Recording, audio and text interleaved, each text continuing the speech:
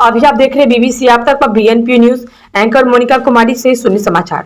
रधाौर एवं साहनिया पट्टी में हेल्थ एंड वेलनेस सेंटर स्वास्थ्य केंद्र का उद्घाटन।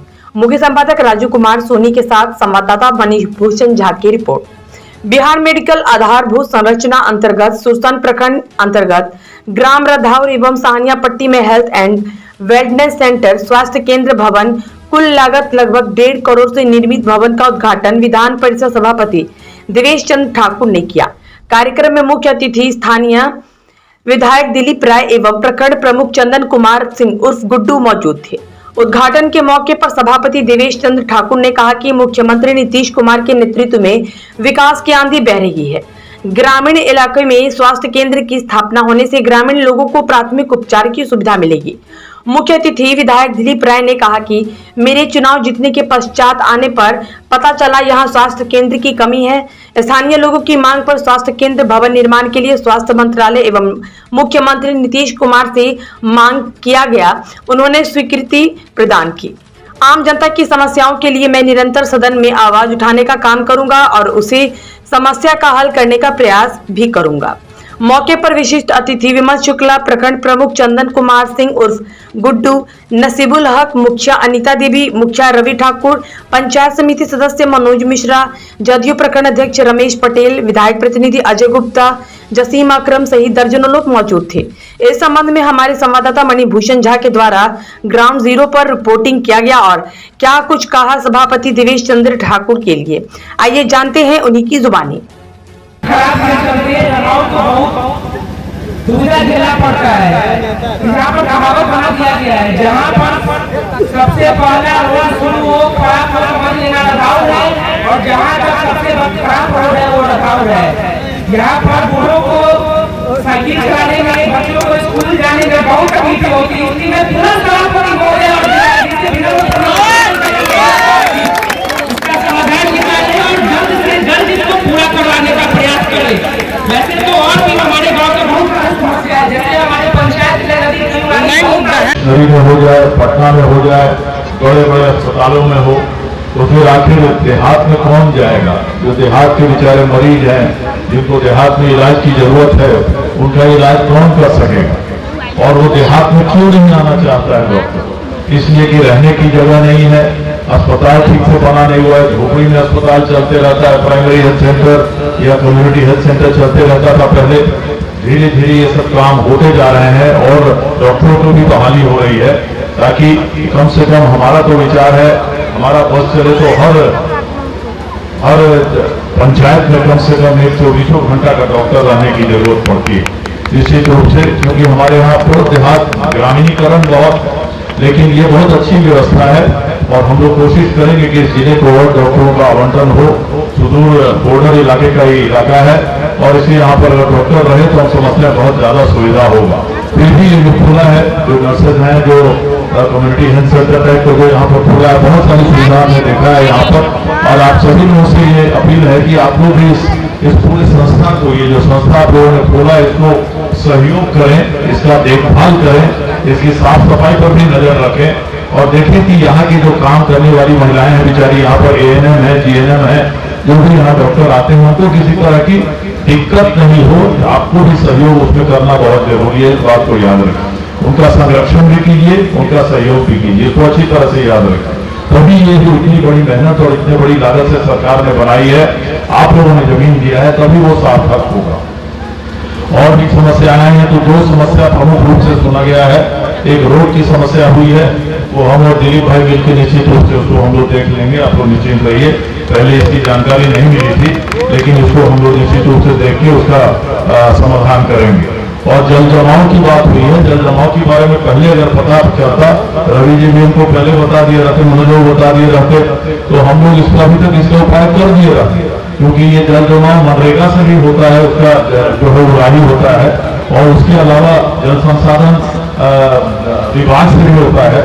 अभी रास्ते में गाड़ी में बैठकर हम लोग माननीय मंत्री संजय झा जी से बात करके उसका उपाय निकलवाते हैं। निश्चित रूप से जब इतना बड़ा इलाका, उससे उसको फायदा होगा, तो समस्याओं को करा लेना बहुत जरूरी है, क्योंकि बहुत जमीन ऐसी खाली पड़ी रह जाती होगी जिस पर खेती नहीं हो पाती, तो वो भी करवा लेंगे। उसमें कोई दिक्कत नहीं। जिले में कई जगह है जहां हमने करवाया है बहुत पहले, लेकिन जो सूचना मिले तभी, क्योंकि हमको सूचना दिया नहीं था अभी तक किसी ने, मुखिया जी आपने जो सूचना नहीं दिया था जल जमाव के बारे में, तो हम लोग चाहेंगे कि इसको जल्दी हो जाए ताकि ज्यादा से ज्यादा लोगों को फायदा हो। मैं ज्यादा वक्त आप लोगों का नहीं लेना चाहूंगा। बहुत अच्छा बच्चियों ने प्रदर्शनी किया यहाँ पर नाच गाने का, उनको भी बधाई देता हूँ। उनके स्कूल में जो भी स्कूल में पढ़ाते हों, जो उनको शिक्षक हो, उनको भी बधाई देता हूँ। और बाकी आपके इलाके में नौजवान मुखिया हैं, हमेशा 24 घंटा तैयार रहते हैं काम के लिए।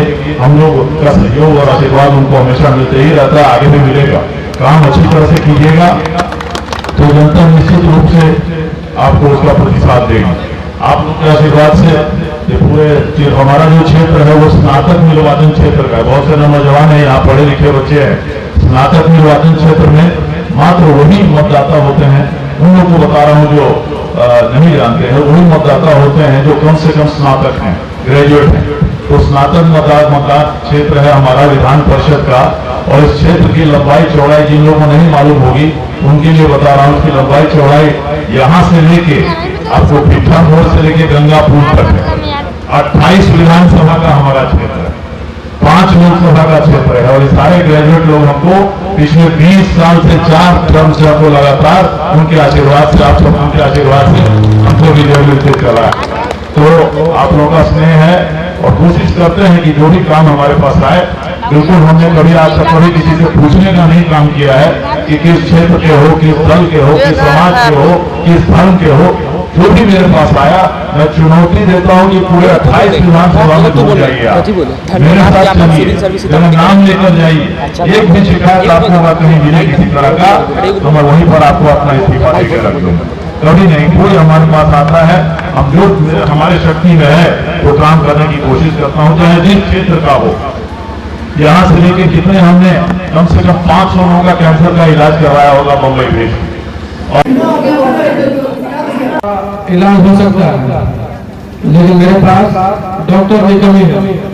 और डॉक्टर अगर हो जाए तो हमको लगता है कि इसे आसपास में 10 गाँव के लोगों का इलाज बहुत आसानी से हो पाएगा। दूसरा बात, मेरे यहाँ पर जमीन इतना है कि सुशांत प्रखंड के किसी भी पंचायत में, यहाँ तक कि सुशांत अस्पताल के पास भी इतना जमीन नहीं है जो मेरे इस गांव के जमींदार लोग जमीन दिए हुए हैं। अपने जिला में या ब्लॉक के अंदर हमेशा आगे रहा है। इस गाँव में सुविधा हमारे गाँव में मौजूद कराने में हमारे पूर्वजों का योगदान रहा। हमारे गांव के पूर्वज अपना जमीन लेकर अपना दूरदर्शिता दिखाते हुए गांव में स्वास्थ्य केंद्र आदि की सुविधा उपलब्ध करवाई, जिन्होंने इस स्वास्थ्य केंद्र की स्थापना के लिए अपना जमीन दान दिया है। इसमें स्वर्गीय श्री बिंदेश्वर तिवारी जी, स्वर्गीय श्री दुर्गभंजन तिवारी जी और स्वर्गीय श्री हरिचंद्र तिवारी जी ने दूरदर्शिता दिखाते हुए अपना जमीन दान दिया। जो भी आपकी समस्याएं हैं उसका निदान होगा और बहुत जल्द निदान होगा, जिसके बारे में अभी तक इनको जानकारी भी नहीं थी। विधायक जी को तो बताया गया था लेकिन इनको जानकारी नहीं थी, इन तक जानकारी पहुंची है। आगे हमारे समस्याओं का निदान होगा। आइए उनसे दो बात करते हैं, क्या कहते हैं इन समस्याओं के बारे में। सर, ये मेन जो है 2 समस्या है, एक तो सड़क की और दूसरा जो है जल जमाव की। ये अगर दोनों चीज हो जाता है सर तो कम से कम 10,000 एकड़ जमीन यहाँ का उपजाऊ हो जाएगा। और यहाँ की जो मेन समस्या वही है सर, क्योंकि ये किसानों का एरिया है, कोई बिजनेसमैन का एरिया नहीं, किसानों का एरिया है, रूरल एरिया है और यहाँ कृषि पर ही सारा चीज आधारित है। क्या इसमें क्या कहना चाहेंगे आप? नहीं, ये जानकारी आज मिली है यहाँ के लोगों के द्वारा। निश्चित रूप से बहुत बड़ी समस्या है, लेकिन ये समस्या का निदान बहुत कठिन नहीं है जी।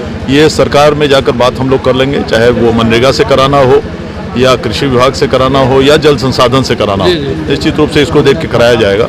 और रोड की भी बात है, उसको भी टेकअप कर लेते हैं, हो जाने। काफी सारी व्यवस्थाओं को देखते हुए सर यहाँ जो है आज बड़ी व्यवस्थाएं हैं यहाँ पे। जेडीयू का विधायक, जेडीयू का सांसद, जेडीयू का सभापति, उसके बावजूद भी अगर ये काम अगर हो जाती है तो हम लोग के लिए सौभाग्य होगा जी।